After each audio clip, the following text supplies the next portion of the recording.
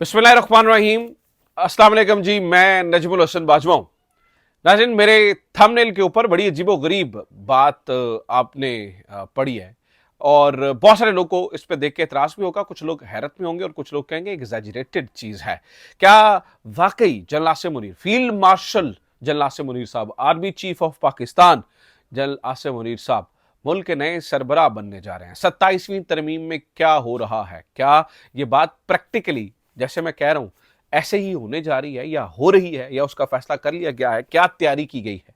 किस तरह से इसको एग्जीक्यूट किया जाएगा? और इसकी इसकी अमली सूरत हाल में कैसे कैसे देखने को मिलेगी?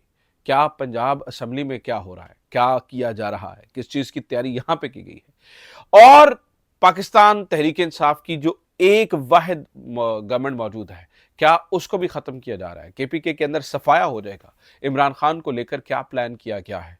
और ये जब मैं कह रहा हूं प्लान किया गया है, तो मैं दूर अंदेश की बात नहीं कर रहा हूं, मैं विद इन द डेज बात कर रहा हूं। क्या प्लान किया गया है इमरान खान को लेकर? क्या जहन में चल रहा है? एस्टैब्लिशमेंट अपने आप को किस तरह से पोर्ट्रे करी और किस तरह से वो बहुत मजबूत अपने आप को कर चुके हैं, इसके ऊपर तफसीलन आज की वीडियो में तफसीलन इसके ऊपर बात करेंगे। 27वीं तरमीम के ऊपर तफसीलन चीजें मैं आपके सामने रखूंगा। इसके अलावा किसकी नंगी वीडियोज मौजूद है, किसकी गंदी वीडियोज मौजूद है, जिसका खमियाजा पूरे पाकिस्तान को भुगतना पड़ रहा है? This is an amazing question. वो कौन है कि जिसकी गंदी वीडियोज मौजूद हैं और उसका खमियाजा पूरे मुल्क को भुगतना पड़ रहा है? इसके ऊपर भी आज खुलकर बात करेंगे। इसके अलावा नाज़रीन, कुछ इंटरनेशनल मामलात के ऊपर ईरानी कौम आज जश्न मना रही है। जिस तरह से वो स्क्वायर पर इकट्ठे हुए, ईरानी स्क्वायर पर इकट्ठे हुए तेहरान स्क्वायर के ऊपर, और जिस तरह से उन्होंने अपने शहदा को खिराज तहसीन पेश किया और शहादत को जिस तरह से उन्होंने ग्लोरीफाई किया, इसके ऊपर बात करेंगे। और इंडिया पाकिस्तान के ऊपर भी बात, कि पाकिस्तान के 6 हथियारे गिराए जाने की बात हो रही है। एक दफ़ा फिर से ये शोशा उठ रहा है। डोनाल्ड ट्रंप की इस मामले में एंट्री, और फिर रशिया और यूक्रेन के दरमियान क्या चल रहा है, इसके ऊपर भी कुछ बात करेंगे। तो काफ़ी सारी चीज़ें डिस्कस करने के लिए कोशिश करूंगा थोड़े वक्त में ज़्यादा चीज़ें आपके गोश गुजार कर सकूं। नाज़रीन, ये बात कन्फर्म है कि बहुत बड़ी तब्दीली का आगाज़ हो चुका है, और ये बात भी कन्फर्म है कि मौजूदा जो इस्टेब्लिशमेंट है, उनको इंटरनेशनल सतह के ऊपर उनके सर पे हाथ रखा जा चुका है। एक वाहिद डर जो मौजूद था, देखिए मुल्की सतह के ऊपर तो इस्टेब्लिशमेंट ऑलरेडी बहुत तगड़ी थी, कोई मुकाबला ही नहीं था किसी तरह से। देखिए, जब कानून उनका, जज उनके, इंसाफ उनका, इदारे उनके, डंडा उनका, बंदूक उनकी, तो उसके बाद तो कुछ बाकी बचता है नहीं है। तो ये एक था कि भाई जब डोनाल्ड ट्रंप आएगा तो वो इमरान खान को अपना वो साबिका फ्रेंड कहता है, इमरान खान से वो बड़ा इंप्रेस है, तो कुछ ना कुछ उस बारे में करेगा। ये बात तय है नाज़रीन किराम, ये बात तय है कि मौजूदा एस्टैब्लिशमेंट के सर पे हाथ इंटरनेशनल तौर पे रखा जा चुका है। उसकी मैं आपको वजह बताता हूं। देखिए, आज की खबर आपको दे रहा हूं। डोनाल्ड ट्रंप ने गुफ्तगू करते हुए पता क्या कहा है? वो दोबारा से वही बता रहे थे कि भाई मैंने फलां जंग में अंदर फलां जंगबंदी की, फलां जंगबंदी की। अगेन उन्होंने इंडिया पाकिस्तान का जिक्र किया है, और इंडिया पाकिस्तान का जिक्र करते हुए डोनाल्ड ट्रंप ने कहा है कि भाई हमने कहा कि भाई दोनों को, के आपके साथ ट्रेड डील्स कैंसिल हो जाएंगी, दोनों के बारे, ये बहुत इंपॉर्टेंट है, बहुत बात जो आगे डोनाल्ड ट्रंप कह रहे हैं। दोनों के अंदर ग्रेट लीडर्स मौजूद हैं, ग्रेट लीडर्स मौजूद हैं। अब जब डोनाल्ड ट्रंप हमेशा ग्रेट लीडर्स की बात करता है ना, जब ग्रेट लीडर्स की बात करता है डोनाल्ड ट्रंप, हमेशा वो इंडिया से तो नरेंद्र मोदी का जिक्र करता है, लेकिन कभी भी उसने शहबाज शरीफ का जिक्र नहीं किया। शहबाज, ये नहीं कहा कि Shehbaz my friend is a, Shehbaz is the prime minister of the Pakistan, is a great leader.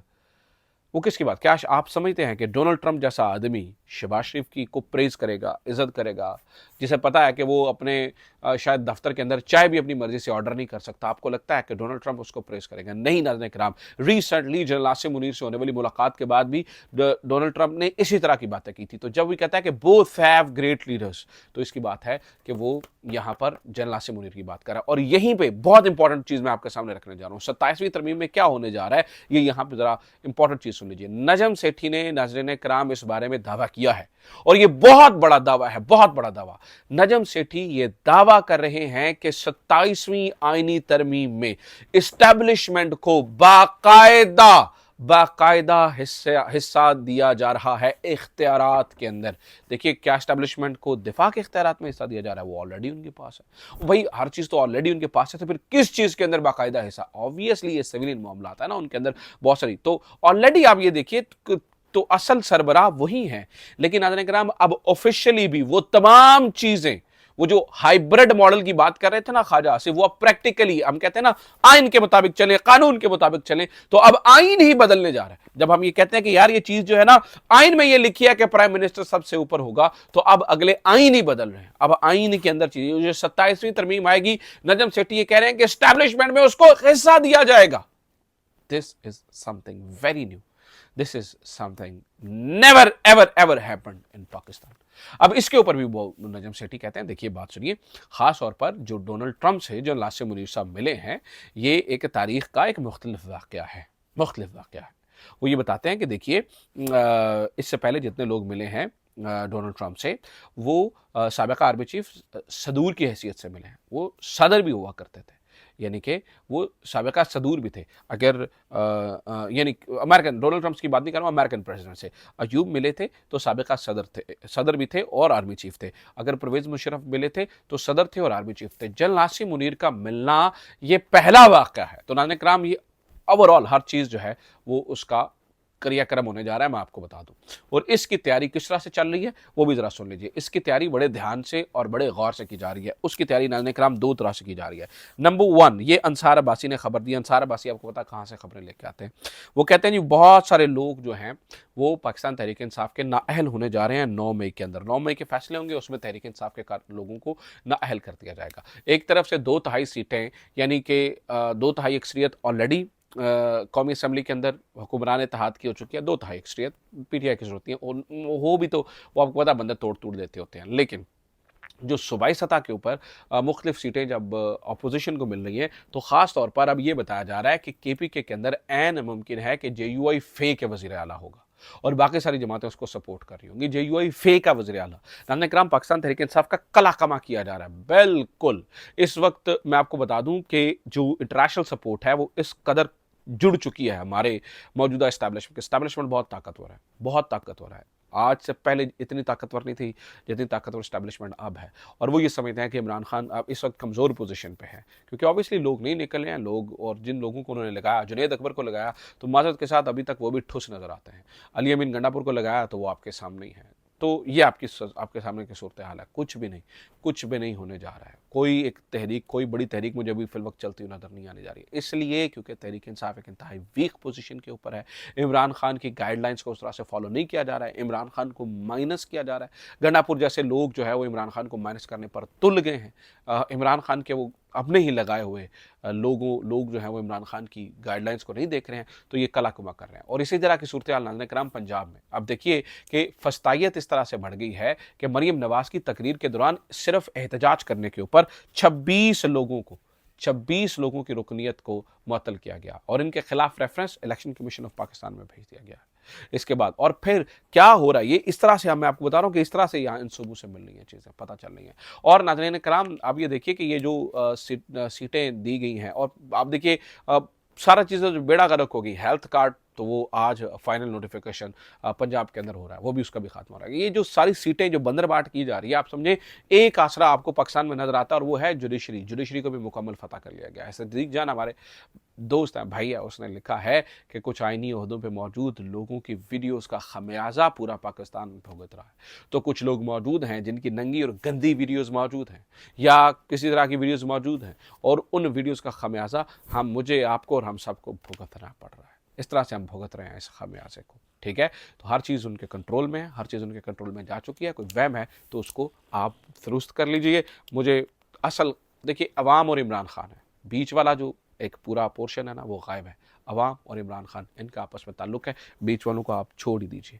अच्छा जनाब, इसके अलावा अगली खबर सुनिए। इंडिया पाकिस्तान के बारे में आपको बता रहा था, इंडिया के कुछ अकाउंट्स प्रोपोगेट कर रहे हैं जी। पाकिस्तान ने एक एयर शो के अंदर, एक कॉन्फ्रेंस के अंदर ये दावा किया, ये बता दिया है कि उनके जो एयरफोर्स को लॉसेज हुए हैं, उसमें वो बता रहे हैं कि 6 तैयारे पाकिस्तान के गिरे हैं, जिसमें साब 2000 तैयारे जो कि स्वीडन से आए हुए हैं।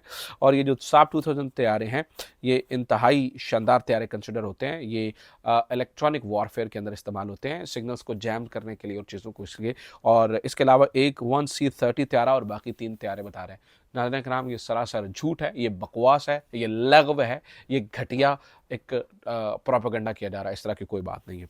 ईरान की बात सुन लीजिए। आज ईरान स्क्वायर के ऊपर लोग इकट्ठे हुए। मैंने आपको बताया कि वो लोग अपनी जिस तरह से शहादतों को और फिर जो आज लोग वहाँ पर निकल कर बाहर सामने आए हैं, उन लोगों ने दुनिया को हैरान कर दिया है। ख़ास तौर पर अली शामखानी साहब जो हैं वो सामने आ गए हैं। ये कौन है? ये सुप्रीम लीडर आयतुल्लाह खामनाई साहब के जो टॉप आप समझ लीजिए मुशीर हैं, ये वो हैं। इनके बारे में कहा गया था जी इनकी शहादत हो गई है, लेकिन ये बिल्कुल महफूज थे और ये बिल्कुल महफूज अपनी जगह पर पहुंच चुके, दोबारा से सामने आ चुके हैं। फिर आज कानी जो हैं वो भी सामने आए हैं, कुद्स फोर्स के सरबराह, इनके बारे में बताया गया था, ये भी शहीद हो गए हैं। ये भी आज ईरान में अवाम के अंदर मौजूद थे। और जितना बड़ा जम गफ़ीर था नाज़रीन किराम, कमाल, बहुत बड़ा कमाल। यूक्रेन और रशिया के अंदर भी आपको पता है फड्डा चल रहा है। यूक्रेन और रशिया के अंदर इस वक्त की सूरत हाल ये है। इसके ऊपर हम आइंदा मज़ीद वीडियोज़ भी बनाएंगे। नाज़रीन किराम, रशिया के द्नीपुर जो है वहाँ पर अब रशिया कब्ज़ा करने के लिए पहुँच रहा है। सोमी रीजन के अंदर भी ऑलरेडी कब्ज़े हो रहे हैं। मैंने आपको बताया कि डॉनबास का रीजन और क्रीमिया का रीजन ऑलरेडी रशिया के पास है। रशिया इनकी जो है वो ब्लैक सी के से रसाई काटने जा रहा है। ब्लैक सी से मैकलोवा रीजन और ओडिशा रीजन को काटने जा रहा है, और ये इनके ऊपर रशिया जो है वो अपनी फ़ौजों को आगे बढ़ा रहा है। कुछ अर्से के बाद हो सकता है हम ये खबर सुने कि रशिया ने मुकम्मल कब्जा कर लिया इन तमाम इलाकों के ऊपर, और फिर आधा टूटा फूटा यूक्रेन वापस किया जाए। ये अब तक की सूरत हाल है। उम्मीद करता हूँ ये वीडियो आपके लिए इन्फॉर्मेटिव रही होगी। अपना ख्याल रखिए। खुदा हाफिज़। पाकिस्तान जिंदाबाद।